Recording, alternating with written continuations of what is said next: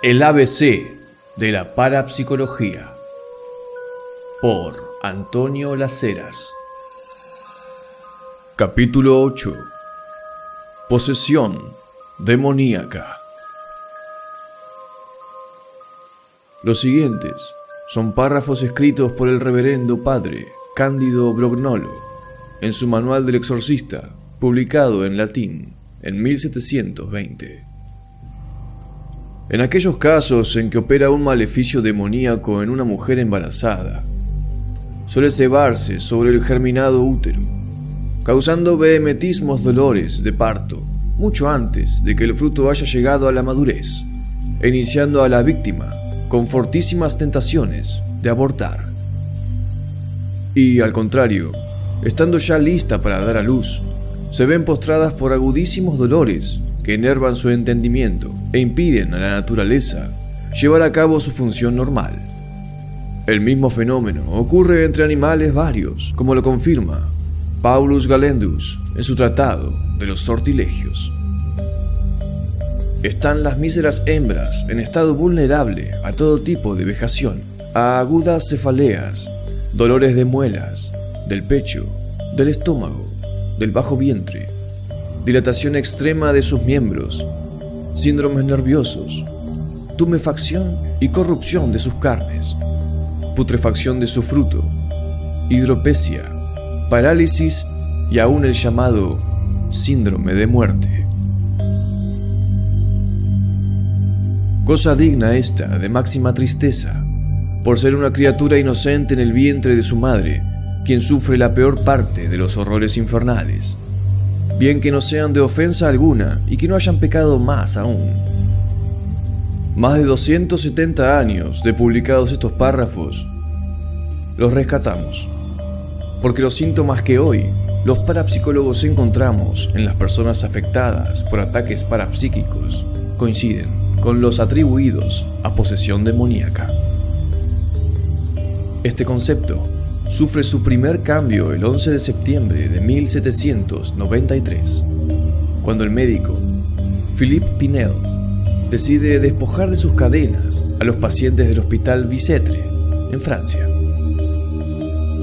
El doctor Pinel afirmó entonces que aquellas personas internadas en oscuros y húmedos calabozos no eran posesos de Lucifer, sino simplemente enfermos. A su juicio, era absurdo diferenciar enfermedades del cuerpo y de la mente. Es así como el demonio comienza a perder terreno y lo va ganando un concepto indudablemente más completo y nuevo, el de la desarmonía psicofísica. Se decía entonces que eran cosas del diablo. Hoy se las llama neurosis, dijo el suizo Carl Gustav Jung, pionero en la psicología contemporánea, ya iniciado el siglo XX. Aunque la psicología y la psiquiatría demostraron que aquellas personas endemoniadas no tenían más contacto con Satán que cualquiera de nosotros, a nivel popular todavía se sigue hablando de posesión demoníaca, y en algunos lugares todavía se ofician exorcismos con regularidad. Dice al respecto don Esteabo Bentecourt, profesor de teología. Por lo que se refiere a los relatos no bíblicos, que a través de los siglos se refieren a casos de posesión demoníaca, solo cuando ninguna explicación científica aclara tales fenómenos, se puede pensar en que realmente la persona está poseída por el demonio. Aquí se encuentra la clave de la confusión popular.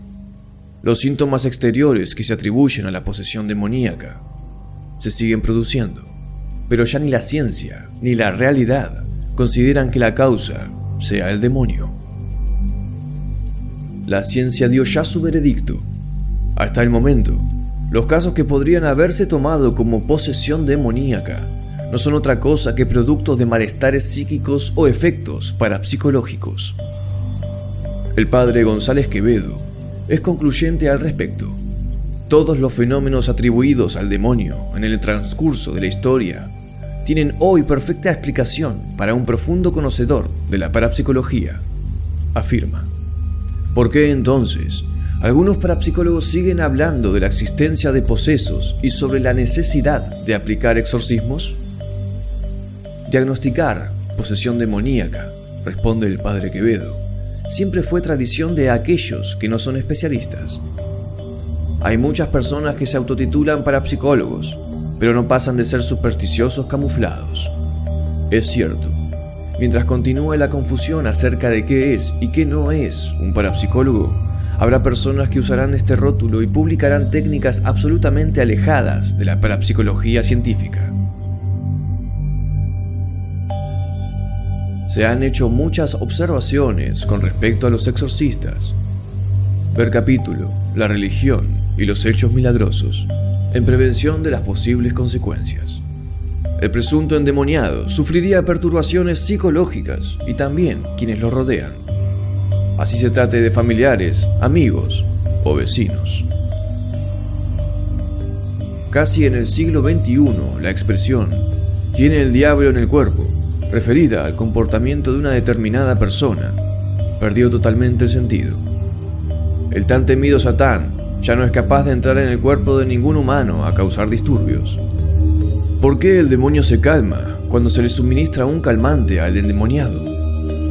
Porque, ya lo dijimos, estamos en presencia de un enfermo de la mente en el que podemos encontrar un sinfín de variantes hasta llegar a un caso de locura. Veamos las señales de la supuesta posesión demoníaca. Hablar varias palabras en lengua desconocida. Manifestar fuerza superior a la edad o las costumbres. Revelar cosas distantes y ocultas. Todos estos síntomas son, en su mayoría, productos de fenómenos parapsicológicos muy concretos. Hemos referido en capítulos anteriores la xenoglasia, hablar en lenguas desconocidas, la clarividencia, revelar cosas distantes y ocultas, manifestar fuerzas superiores. Es algo asociado a la psiquiatría. En un ataque de furor maníaco, un individuo difícilmente puede ser controlado por varias personas, de modo que no existe ningún supuesto endemoniado que se resista a la administración de una buena dosis de calmantes. ¿Será que el endemoniado también se calma con una inyección?, se pregunta irónicamente el padre Quevedo. Si nos regimos por estadísticas, habremos de comprobar que la supuesta posesión suele producirse en niñas, en niños mucho menos, en la etapa de pubertad o la adolescencia. ¿A qué se debe esto?